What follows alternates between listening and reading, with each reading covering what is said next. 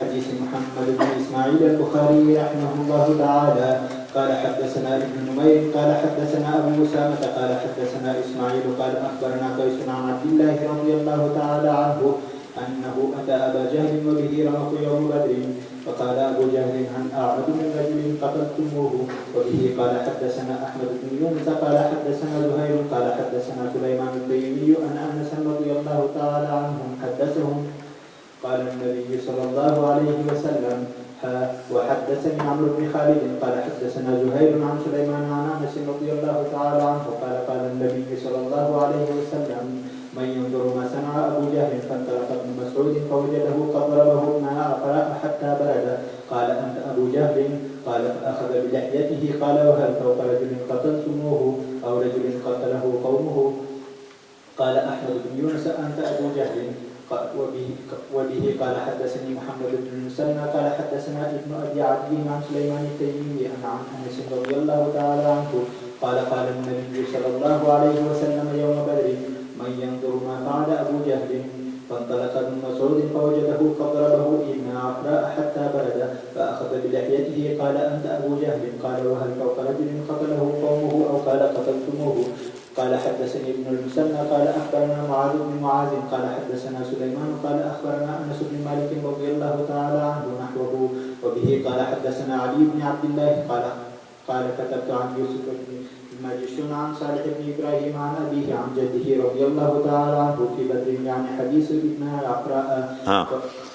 دوم خبر بیا ګوښې شروع کیږي د ابو جهل لعین د مرګ واقعه دا خو یو وارې په اجمالي نقشه کې ویلې وه. دلته به مزید یو خبره پکې وکړو. د ابو جهل مرګ کله نسبت کیږي ابناء عفرا صحابیه ده د هغې دوه زمن معاذ او معوذ یغو ته نسبت کیږي چې یغو مړ کړو چې هغه هم که تاسې یاد وي چې د حضرت عبدالرحمن ابن عوف په یوه څنګ بل څنګ کې ولاړو قصه مې درته کړې وه. کله نسبت کیږي معاذ ابن عمرو ابن جموح چې یې مړ کړو. دلته اوس کیسه راځي چې حضرت عبدالله ابن مسعود رضی الله عنه غاړه یې تر پرې کړه سر یې پرې کړو دغه مړ کړو. په واقع کې د ده په قتل کې دا څلور سره شریکان دي. اول وار چې دی په آسپور راغی دغه دوه کنکۍ ورونو چې د حضرت عبدالرحمن نه پوښتنه وکړه هغه ور وکړو دا ورغله دغه دواړو وویې راویې غورځوه. بیا معاذ ابن عمرو ابن جموح چې تکړه ځوان صحابي و د کنکي وار کې کمزورۍ وي دومره خو یې کوچ راویې غورځوه. هغه راغی بیا په توره ښه مضبوط وویه. درې سره راغله پیغمبر صلی الله علیه وسلم ته معاذ و معوذ چې ورونه دي ویې چې موږ مردار کړو. حضرت معاذ ابن عمرو ابن جموح ویې چې ما مردار کړو. پیغمبر علیه الصلاة والسلام ورته ویلې هغه تورې چې تاسې دی په ویلی ده د هغه وینو نه خو به مو پاکې کړې نه یي وایي نه چې ویلې دې د درې سرو تورې په وینو ککړې وې. خو د حضرت معاذ ابن عمرو ابن جموح توره ژوره تللې وه ډېره ککړه وه. نو نسبت یې د مرګ درې سره ته وکړو تاسې ټولو وژلی سبب خو ټول شوه. خو هغه سلب د ابو جهل لکه زغرې شیان حضرت معاذ ابن عمرو ابن جموح ته ورکړه. دا خو هغه د اول ویلو حال ده. بیا زخمیان پراته دي مردار شوي انسانان پراته دي بندیان ونیول شوه چې جنگ خلاص شو. حضرت پیغمبر صلی الله علیه وسلم وویلې د ابو جهل حال به څوک راوړي چې اوس مړ ده که ژوندی. دغو درېو کسانو خو دا رپورټ ورته راوړ چې ومه وویه خو چې مړ ده که ژوندی. حضرت ابن مسعود رضی الله تعالی عنه ورته ویلې زه به راشم. دا بیا یو عجب انتخاب ده چې ربي کریم وکړو. لیلة الجن کې چې پیغمبر صلی الله علیه وسلم پیریانو ته تلو د دعوت دپاره نو صحابهو کې ویلې د ما سره به هغه څوک د جنیاتو په طرف لاړ شي چې په زړه کې د ذرې غوندې تکبر هم نه وي. حضرت ابن مسعود ورته جګ شو چې زه هغه ورسره لاړ. شپږ وارې لیلة الجن شوی ده، نور تفصیل بیا را روان ده، په 3 وارو کې دی ورسره تللی. او ابو جهل لعین بیا مجسمه د تکبر وه، ټول لکه د سر نه تر پښو چې د تکبر نه ډک وي. اوس خدای پاک دغه ضعیف الحال عاجز صحابي منتخب کو د هغه د غاړې د پرې کېدن دپاره. حضرت ابن مسعود ورغی، چې ورغی ابو جهل پروت ته، خو دا ژوندی رمق، دا منه سا لږ کې پاتې ده، لږ ژوند لا شته. حضرت ابن مسعود رضی الله عنه ورغی، په دا سینه یې پښه ورکېښوه، د ږیرې نه راوینیو چې څنګه شوې، ډېره لویي غرور او تکبر دې کول. دی خبیث ورته ویې څه اوس دلته څه کې 2 خیله احتماله دي، یا دا معنه څه د فخر ځای ده، خو یو انسان یې مړ مه کړم، څه ډېر لوی کار خو م نه ده کړی، یو انسان د مړم کړم، تا چې په دغه اوس دومره نازېږئ. یا تر دغه نه بله د غټه کارنامه چیرې د اوس د ځان صفت کې چې په خپله عقیده مړ شوم، تر مرګه مو وانه ړولم، یو سړی د په خپله عقیده راسخ پاتې شو، مړ شو. خو دلته بیا نسخې دوې دي. حضرت ابن مسعود رضی الله تعالی عنه ورته وایي انت ابا جهل، انت ابو جهل. دا عبارت کې خو ابو ذکر کیږي، خو پاس چې ګورو ابا جهل. و د نحوي قانون په لحاظ اسماء سته مکبره خو رفع په واو نصب په الف ده، دا ځای خو د رفع ده، انت مبتدا ده، ابو جهل په کار ده، د انت ابا جهل څنګه ویل کیږي؟ انت ابو جهل نسخه خو چې شي مشکل نشته، خو مشهور نسخه د انت ابا جهل ده. نو څوک چې دا په هغه مسلک بنا ده چې د اسماء سته او مکبره او رفع او نصب او جر ټول په الف سره ښیي، څوک نه د انت دپاره خبر مقدر ده، ابا جهل منادا ده په حذف د حرف ندا سره، انت مقتول یا ابا جهل،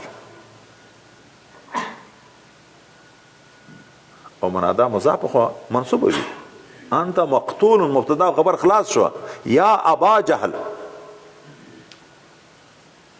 بیا د خبيث ورته وی چې غړې پرې کوي، وای سر مې لګ لاندې پرې کا، چې دا معنی که نور سرونه پرې کوي، تاسو یې واره په سروب سي براخستي چې بیا د خلکو سرونه کې خو د کېږي قطار چې دا د سردار سار تر نور لګ جیګ وي، دومره متکبر ده. په دغه وخت کې دا غړې مې لګ کوزه پرې کا چې دا سرو قطار لګيږي چې د سردار غړې تر نور جیګوي. او مزید ورته ګوري خبيث ته وای صاحب ته دی ویا رسول الله صلی الله علیه وسلم ته چې هغه د ما د تا سره څومره دښمنی مخکې وه، هغه دښمنی مې اوس د دغه مرګ په حال کې هم کمه شوې نه ده بلکې زیاته شوې ده. غړی یې تر پرې کړه، سر یې راوړ، حضرت پیغمبر علیه السلام مخ ته یې کېښی. ابن مسعود رضی الله عنه ورته ویل چې دغه د ابو جهل عین سر مې درته راوړ. خو یې خبیث دا ویلې چې دته ووایه چې تا په دښمني کې د ما کمزوري نه ده راغلې، تر هغه نه مې دښمني زیاته شوې ده، کمه شوې نه ده. حضرت پیغمبر صلی الله علیه وسلم ویلې دا فرعون د دغه امت ته، خو دا ډېر سخت تر فرعون د موسی علیه السلام. فرعون د موسی علیه السلام چې غرقېدو، آمنتو لا اله الا الله آمن به بنو اسرائیل 3 واره تعبیرونه وشو کنه، یا شوی یې اراده کړې، نور خو هغه تحقیق په هغه ځای کې ده. هغه د عجز په حال کې تکبر نه واوښت، خدای په دغه وخت کې د خپل عجز نه تکبر نه اوړي، هلته حساب خیجي زخمی ده، غړی یې پرې کوي، دی دلته بیا هم اظهار د خپل عداوت او بلکې د زیادت عداوت کې چې هغه کومه دښمني د ما د تا سره مخکې موجوده وه په هغې کې کمبود نه ده راغلی بلکې زیادت. وبه قال حدثني محمد بن عبد الله الرقاشي قال حدثنا معتمر قال سمعت ابي يقول حدثنا ابو مجلد عن قيس بن عباد عن علي بن ابي طالب رضي الله تعالى عنه انه قال انا اول من يجلس بين يدي الرحمن بالخصومه يوم القيامه. وقال قيس بن عباد وفيهم انزلت هذان خصمان اختصموا في ربهم قال هم الذين تبارزوا يوم بدر حمزة وعلي وعبيدة أو أبو عبيدة بن الحارث وشيبة بن الربيعة وعتبة بن الوليد بن عتبة. وبه قال حدثنا قبيصة قال حدثنا سفيان عن أبي هاشم عن أبي مجلس عن قيس بن عباد عن أبي ذر رضي الله تعالى عنه قال نزلت هذان خصمان اختصموا في ربهم في 6 من قريش علي وحمزة وعبيدة بن الحارث وشيبة بن الربيعة وعتبة بن الربيعة والوليد بن عتبة. وبه قال حدثنا إسحاق بن إبراهيم الصواب قال حدثنا يوسف بن يعقوب كان ينزل في بني قبيعة وهو مولى لبني سدوس قال حدثنا سليمان التيمي عن ابي مجلس عن قيس بن عباد قال علي فينا نزلت هذه الآية هذان خصمان اختصموا في ربهم.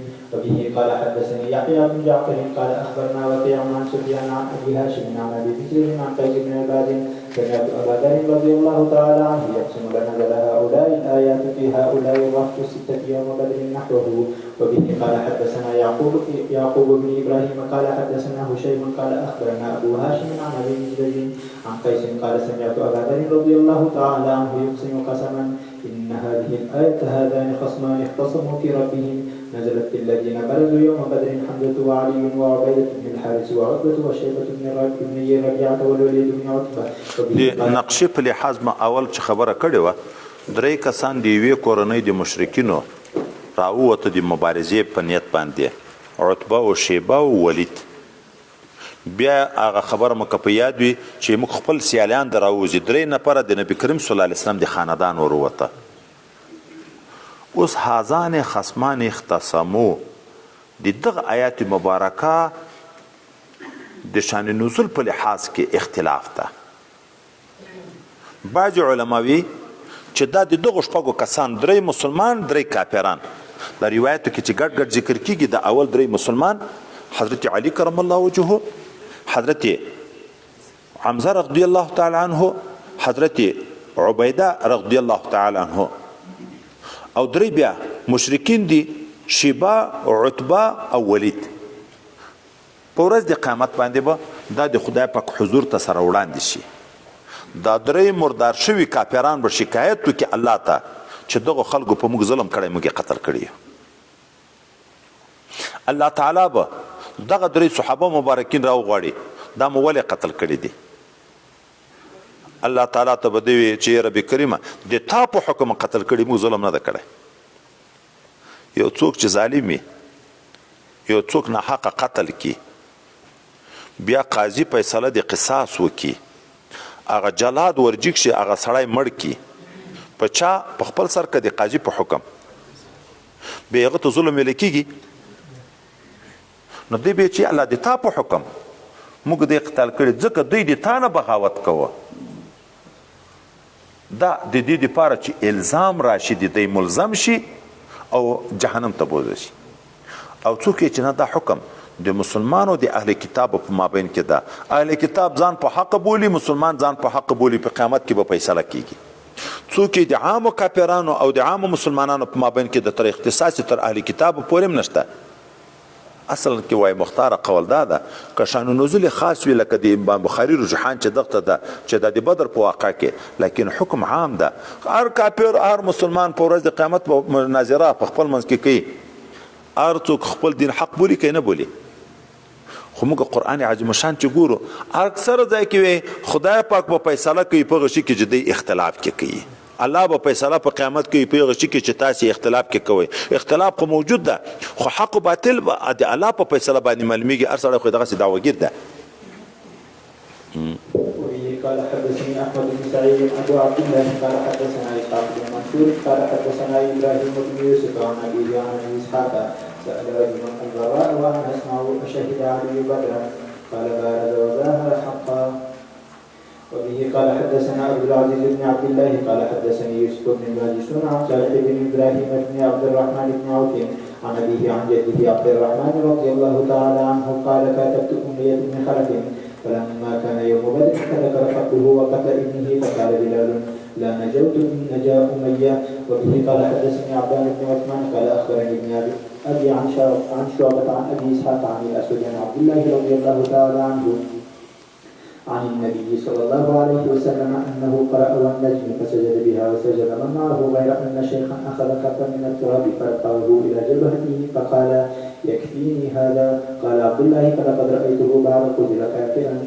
كفا من تراب من التراب نه دا بیا د حضرت علی کرم الله وجهه په باب کې چا د حضرت برار رضی الله عنه نه پوښتنه وکړه چې هغه په بدر کې وو. دای په جواب کې ورته نفس وو څه کې مبارزه یې وکړه. دا اوس د مبارزې چې مقابله کې خدای په کامیابی ورته نصیب کړه خود وو بلکې د حق مبارزه هم کړي. مبارزه جائز ده چې ته اعلان کړې چې شته یو نر چې د ما مخې ته راوځي دا خو به ریاکاري کې وي دا خو به په فخر کې وي دا خو به په تکبر کې راځي دا جائز ده. نو څوک وایي چې دا ناجائز ده مطلقا څوک وایي جائز ده په اذن د امام چې د وخت امیر اجازه ورته وکړي. مختار قول دا ده مبارزه چې نیت صفا وي اظهار د شجاعت وي چې مرګري مضبوط شي کلک شي پروا نه لري دا جایز ده.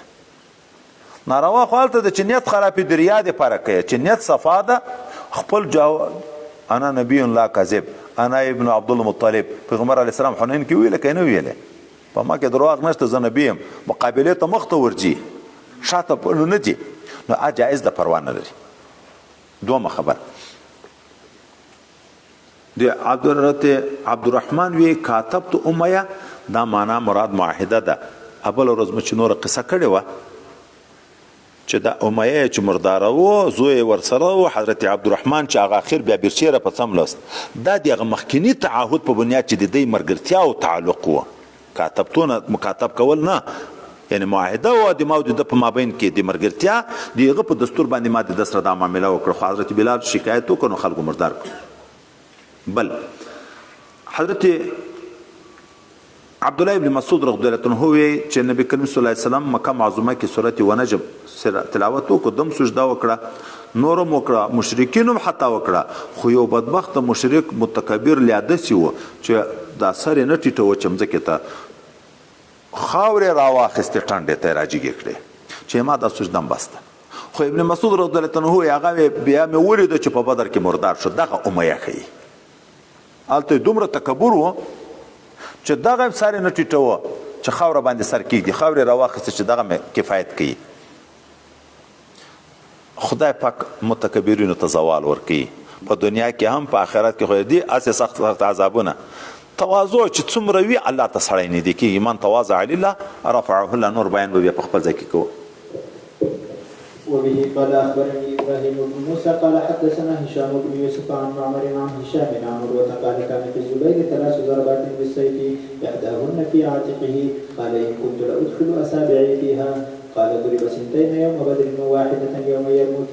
قال عروة وقال لعبد الملك بن مروان حين قتل عبد الله بن زبير يا عروة هل تعرف سيف الزبير؟ قلت نعم. قال فما فيه؟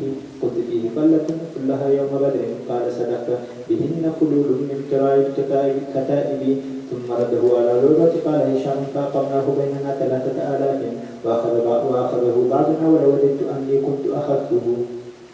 وبه قال حدثنا قوة عن علي عن هشام عن أبيه كان سيف الزبير محلى بفضة. قال هشام وكان سيف عروة محلى بفضة.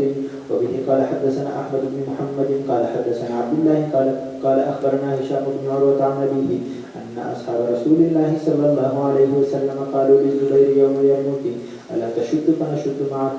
فقال إني إن شددت كذبتم.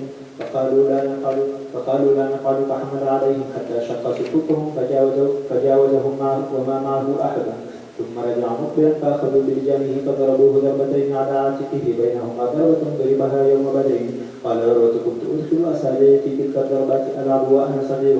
قال عروة وكان معه عبد الله بن زبير يومئذ وهو ابن 10 سنين فحمله على فرس ووكل به رجلا. دا حضرت زبیر ابن عوام رضی الله عنه د قهرمانۍ بیان ده یو د یرموک واقعه ده او بله د بدر واقعه ده. اوس روایتو ته چې لږ پام وکړو څه تعارض ده. اول روایت معمر عن هشام چې نقل کړی د اول روایت معمر عن هشام هغه څه ویي؟ هغه ویي چې حضرت عروه ویلی دي چې د حضرت زبیر رضی الله تعالی عنه په وجود مبارک کې 3 زخمونه د تورو وو، خو یو په غړۍ کې وو. ګورئ 3 د تورو وو، یو په غړۍ کې وو،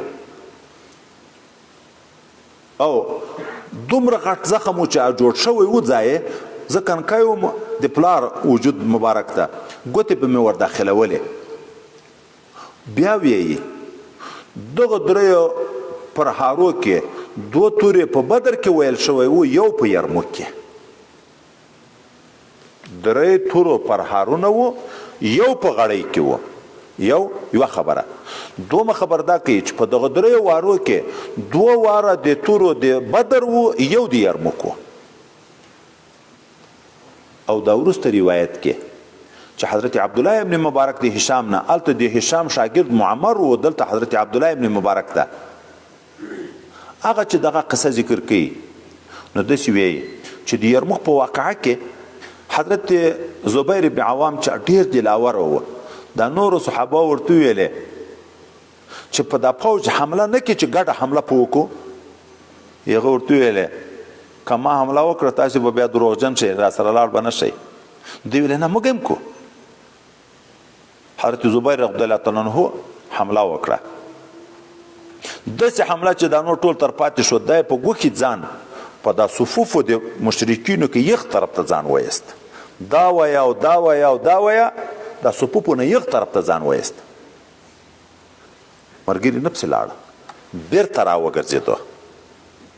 چې بیرته راوګرځېدو نو مشرکینو خو ولې چې ګوښی ده د آس کایزه یې ور ونیوه چې آس د منډې نه د تګ نه خلاص شي. نو مشرکینو وارونه په شروع کړه. دلته بیا څه ویي؟ فضربوه ضربتین علی عاتقه. هلته ویلې په عاتق کې یو ضرب و، دلته یې 2 واره په یرموک کې وویه په غړۍ کې. بیا ویي چې د دغه 2 وارو په مابین کې یو پرهار بل و د بدر د ورځې. هلته ویي چې 2 پرهاره د بدر و، دلته 2 پرهاره د یرموک شوه. سر به خلاص شو. هلته ویي 2 د بدر و، یو د یرموک. دلته ویي چې 2 د یرموک و، یو د بدر. هلته ویي چې یو په غړۍ کې و، دلته ویي چې 2 په غړۍ کې و، یو بل په غړۍ کې بل و چې هغه په بدر کې و. نو 3 شو په غړۍ کې. تعرض راغی.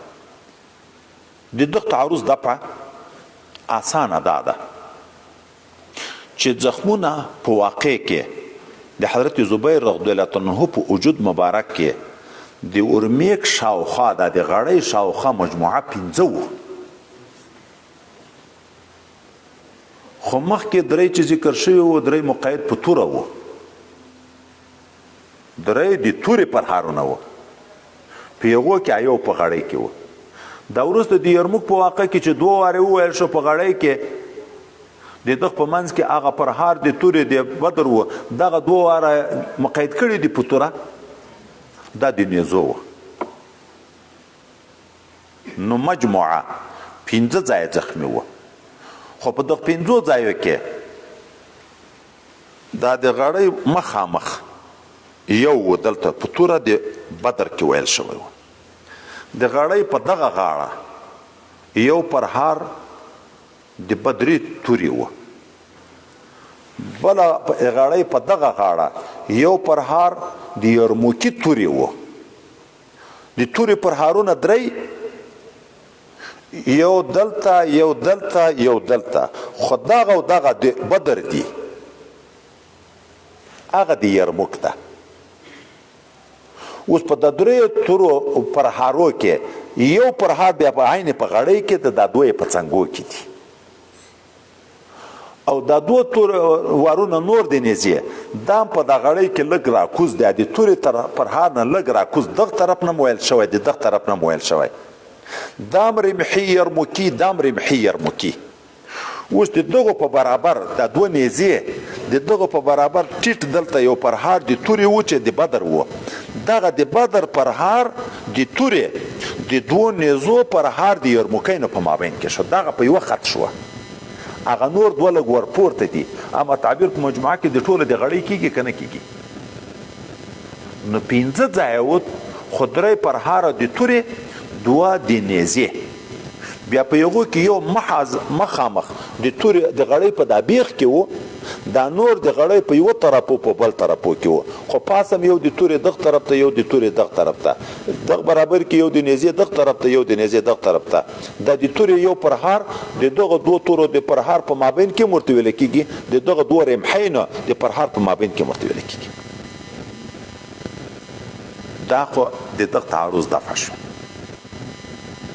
په مابین کې بل روایت کې چې د حضرت عبدالله ابن زبیر رضی الله تعالی عنه نه حضرت عروه نه عبدالملک ابن مروان پوښتنه وکړه چې تا ته چې حضرت عبدالله ابن زبیر شهید کو حجاج د عبدالملک په دور کې هغه ته ویل چې هغه د خپل نیکه د حضرت خپل پلار حضرت زبیر توره درته معلومه ده دی تر وړې وه اوس یې بیرته ورکوي او څنګه توره ده په خوله کې یو کنډه شوې وه چې په بدر کې خلک په ویلي وه اوس دغه کنډوتوب د تورې دا عیب شو که صفت ده صفت خو کافره نو ځکه یې غولي او رښتیا ده بیا یې هغه شعر ویلی چې بل پرهار خو نشته په دغه تورو کې مګر هم کنډونه دي چې د دښمن غاړې په پرې کړي دي دغه حضرت عروه بیا ویایي چې کله بیا دغه توره موږ په خپل منځ کې د پلار دنیا سره تقسیم کوله نو دغه توره باندې قیمت کېښودی شو 3000 درهمه 3000 درهمه او دغه توره بیا بعضې ورونو خاندان د موږ واخیسته اوس افسوس کې کاشکې چې ما اخیستې وای تبرک به آثار صالحین د بدر په جنگ کې یو کافر ټول بدن په زغرو پټو صرف یو سترګې لوڅې وې دغه قهرمان حضرت زبیر رضی الله عنه د نبی علیه السلام ترورځی چې په ټول بدن کې داسې عضو نه د پاتې شوی چې زخمي شوي نه وي تر عورته پورې دغه چې وکړه په ټول بدن کې لوڅ ځای نشته نو نیزه یې ورسره خیر کړه دومره په زور یې وویل چې په دا سترګه کې نیزه چې ننوته نن یې ککرۍ ته ورسېده چې ولوېدو مردار شو نیزه یې بیرته راکش کوله راوتنه دومره په زوره ننوتلې وه بیا یې په سینه پښه ورکېښوه که موږ تاسې فکر کړی شایبان چې داسې په راوزنګېږي داسې په وزنګېدو دا توره نیزه یې راخلاصه کړه ای نیزې په سر کې څه کوږوالی هم راغلی و خو په هډوکي کې بنده وه چې راویسته هغه نیزې په باب کې راځي چې بیا نبي علیه السلام ته راواخیسته یادګار موږ پوه کېږي چې په عبادت په ادا شو دغه یو برکت پیدا شو چې رسول الله د دنیا نه لاړ بیا صدیق اکبر سره وه هغه نیزه صدیق اکبر چې لاړ د حضرت عمر سره وه حضرت عمر چې لاړ د حضرت عثمان سره وه هغه چې لاړ د حضرت علي سره وه بیا د حضرت عبدالله ابن زبیر سره وه نیزه کې برکت پیدا شو توره موس د برکت توره ده د حضرت زبیر رضی الله عنه توره ده ځکه چې خاندان کې تقسیم کېږي د میراث نو د هغې قیمت په هغه وخت کې به توره د هغه وخت په قیمت باندې 100 درهمه به و 1.5 درهمه به و تر دغه خو به زیات نه و خو دا د تبرک دپاره په 3000 درهمه خو وروسته هغه ارمان کې چې کاشکې ما اخیستې وای دا موږ تاسو ته را روان ده بیا یو جام د پیغمبر علیه السلام په 2,000 باندې د لرګي جام خرڅ شوی ده 2,000 باندې دا تبرکات شته نور به د تبرکات خپل باب را روان د خپل بحثونه نور به هلته وکړو بل خبر د یرموک قصه راغله حضرت زبیر رضی الله تعالی عنه د یرموک جنگ ته چې تلو مسلمانانو چې د شام بعضې علاقې ونیوې نو هلته د روم پاچا په ډېر زور و زبردستۍ باندې مقابلې ته اراده وکړه 2,00,000 پوځ یې تیار کړ د دغه طرف نه د مسلمانانو 10,000 شاوخوا مجاهدین دي تر 15 پورې د حضرت ابو عبیده ابن جراح رضی الله عنه په مشرۍ هلته دیغه هغه 2 لکه د حامان په مشرۍ باندې دي. کله چې مسلمانانو ورنږدې شو خبر شو چې خو 2 لکه پوځ ده، نو وایړول چې پیغمبر علیه السلام ته حال ولیږي. نه، حضرت عمر رضی الله عنه په دور کې ده، د یرموک واقعه د حضرت عمر سره په دور کې ده چې امیر المؤمنین ته حال ولیږي چې کومک ته خلک راولېږه. خطر هغه حال راوړ حضرت عمر فاروق رضی الله تعالی عنہ حضرت ابو عبیده ابن جراح رضی الله تعالی عنہ ته بیرته خط کې لیکي، ګوره اصدقوا اللقاء، جنگ کې به بزدلي نه کوئ، د ایمان په جذبه جنګېږئ، د مادیاتو په لحاظ نه جنګېږئ، چې مړ شي شهید یې، چې فاتح شي غازي یې، ځئ د الله په نوم وجنګېږئ. موږ تاسو طاقت په الله په روحاني طاقت کوي، موږ په عادتو باندې نه کامیابېږو. نو ځکه مخته لاړه جنگ ته. صحابه 10 نه تر 15 صحابه او تابعین ګډ 10 نه تر 15 پورې دي، زره پورې دي، هغه 2 لکه دي. هلته چې جنگ شروع شو، د جنگ طرفونه تقسیم شو. پوځ ته خمیس ویي، قلب د مرکز ته ویل کېږي، دا مابین د پوځ ته، میمنه د ښي لوري خلکو ته، میسره د چپ لوري خلکو ته، مخکې چې څوک ځي مقدمة الجیش، شانه چې پسې راځي ساقه. خالد ابن ولید رضی الله عنه او نور مجاهدین مشران دلګي مشران موجود دي، په 5 حصو باندې تقسیم شو. هلته چې کله جنگ شروع شو، په ابتدا د جنگ کې کفارو نهایت زیات په شدت باندې حمله شروع کړه. دلته د مسلمانانو سره په دا سفر کې د خدمت لپاره ښځې تللي دي. بعضې مسلمانانو شکست راوخوړ. دلته خیمو کې ښځه لاټۍ ورته راواخیستې چې راشي ولا چې سر دې در باندې ماته کړم، د کافر نو څنګه مټې راوایې. نو جنگ شروع شو. په دغه جنگ کې حضرت خالد ابن ولید رضی الله عنه داسې قهرمان خلک دا یې ورته مشران مقرر کړه. حضرت عکرمه چې د ابو جهل زوی ده، په اسلام کې دا هم ډېر لوی قهرمان انسان تیر شوی ده، د فتح د مکې نه بعد مسلمان شو کنه. دغه اعلان وکړو چې څوک ما سره بیعت علی الموت کوي، چې تر مرګه به جنګېږو، تېښته به نه وي. 400 مجاهدینو بیعت علی الموت ورسره وکړو. داسې جنګ یې کړی چې یو هم ژوندی نه ده پاتې شوی، ټول شهیدان شوي دي. حضرت زبیر رضی الله عنه سره حضرت عبدالله ابن زبیر هم و. دا ډېر په ګرانو په سفر کې بې ګرځوه کنې 10 کلن یا 12 کلن و، چې حضرت زبیر ته چا وویل چې ته حمله نه کړې چې موږ هم حمله در سره وکړو. ده ورته ویل ګوره بیا به دروغجن شی. دی ورته ویل نه، وایي حضرت عبدالله ابن زبیر بل سړي ته وسپاره. د هغه په غیرت هم پوهېدو چې هغه هم د ما زوی ده نه درېږي، خو کشر د برداشت نه لري. هغه بل مجاهد ته ویل دغه به نو نه راپسې راپرېږدې، د دغه حفاظت به ته کوې، آس به یې ته نیسې. حضرت زبیر لګیا شو، ویي و زخمي و لویږي، ویي و زخمي لویږي. حضرت عبدالله ابن زبیر په دا کشر عمر د آس نه کوز شو، په دا زخمیانو لګیا شو، دا یې پسې ویي پسې مرداروي. د مجاهدینو یو سرګروپ کمال وکړو، د مشرکینو د صف د شا د لوري نه پراتاو شو. د یغ طرف نه یغ جنگ شروع کړو، د دغ طرف نه حضرت عکرمه جنگ شروع کړو. داسې خونړی جنگ وشو چې هېڅ انتها یې نه وه، کفارو شکست وخوړ. چې وکته 4,000 مسلمانان شهیدان شوي، 4,000 مسلمانان شهیدان شوي دي، 1,15,000 مشرکین مردار شوي دي، 40,000 ژوندي نیولي دي. ټول عدد مجاهدینو 10,000 نه تر 15,000 پورې ده.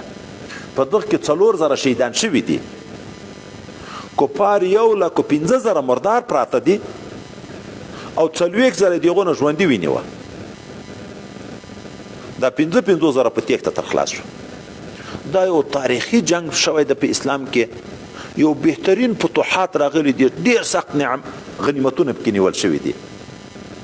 اوس دغه حضرت زبیر رضی الله تعالی عنه په هغه ځای کې هم زخمی شوی دغه اوس په بدر په مناسبت پورې باب خو د بدر ده خو چونکې په بدر کې هم زخمی ده او هلته هم د بیا زخمونه سره خلط دي نو د دغې وجې نه یې دواړه واقعه ذکر کړي.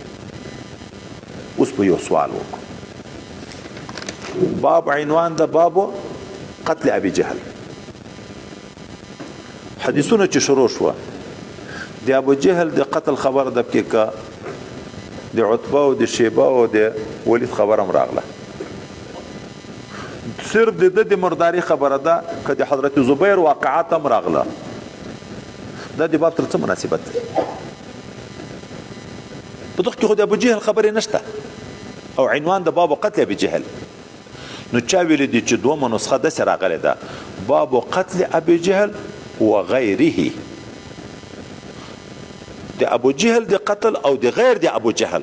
نو چې د غیر د ابو جهل لکه سبا سبق وکي هم څه خبرې پکې راځي چې څه پکې ذکر شوي دي نو د باب سره مناسب دي ځکه نور په غیره کې راغلي دي.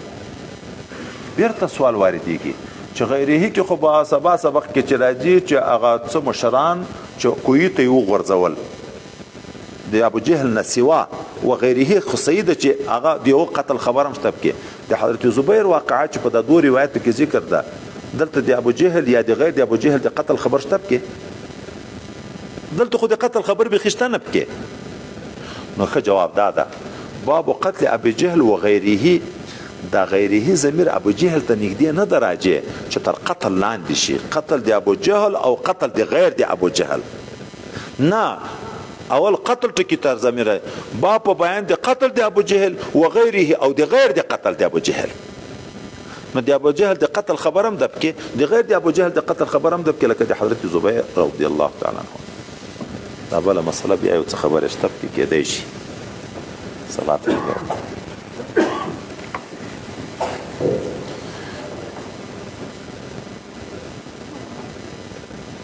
دعا د نات نه مخکې وي په نات پسې دعا نه کو په حدیثو پسې دعا کو. الحمدلله رب العالمین والعاقبة للمتقین والصلاة والسلام على حضرة رسوله محمد وعلى آله وأصحابه أجمعين. اللهم اهدنا الصراط المستقيم صراط الذين أنعمت عليهم غير المغضوب عليهم ولا الضالين آمين. ربنا لا تؤاخذنا إن نسينا وأخطأنا ربنا ولا تحمل علينا إسرا كما حملته على الذين من قبلنا ربنا ولا تحملنا ما لا طاقة لنا به واعف عنا واغفر لنا وارحمنا أنت مولانا فانصرنا على القوم الكافرين. اللهم ارزقنا علما نافعا وفهما كاملا ورزقا حلالا واسعا وشفاء من كل داء. اللهم ارزقنا لقاءك ورزاءك ولواء حبيبك مصطفى وزيارته في الدنيا وشفاعته في الآخرة. ربنا لا تزغ قلوبنا بعد إذ هديتنا وهب لنا من لدنك رحمة إنك أنت الوهاب. اللهم اغفر لنا ولوالدينا ولأساتذتنا ولمشايخنا ولتلاميذنا ولإخواننا ولأخواتنا ولأخوالنا ولخالاتنا ولأزواجنا ولأسهارنا ولذرياتنا ولجميع المؤمنين يوم يقوم الحساب. خدای دې متعال موږ ټول ته خپل رضا نصیب وګرځي. الله تعالی ټول طاعات عبادت بندگی مو په خپل دربار کې قبول وګرځي. آینده ژوند د خدای پاک کامل استقامت شریعت نصیب وګرځي. رب کریم څومره مسلمانان چې موږ ته دعا وکړي یا دې موږ نه دعا وغواړي اخلاص کې محبت کې خدمت کې معاونت کې الله تعالی د ټولو په شر درست حاجتونه دینی او دنیوي د غیب د خزانونو پر کې خدای پاک د مدرسې د کار ټول ضرورتونه ته پوره وګرځي. الله تعالی د لنګر ضرورت وي کدي تعمیر ضرورت وي کدي استادانو د تنخواو ضرورت وي ک نور د طالبانو د سہولات د پاره کوم امور وي الله تعالی ته ټول د غیب د خزانونو پر کې خدای خلکو ته د الله او د الله د رسول د الله تعالی د دین د علم د مدارس او محبت زړونه کې پیدا کې موږ ټول ته خدای پاک توفیق د خطاعت د عبادت د بندگی په کامل اخلاص تر مرګ پورې نصیب وګرځي. جزا الله عنا محمدا صلى الله عليه وسلم بما هو أهله. سبحان ربك رب العزة عما يصفون وسلام على المرسلين والحمد لله رب العالمين يا رب العالمين.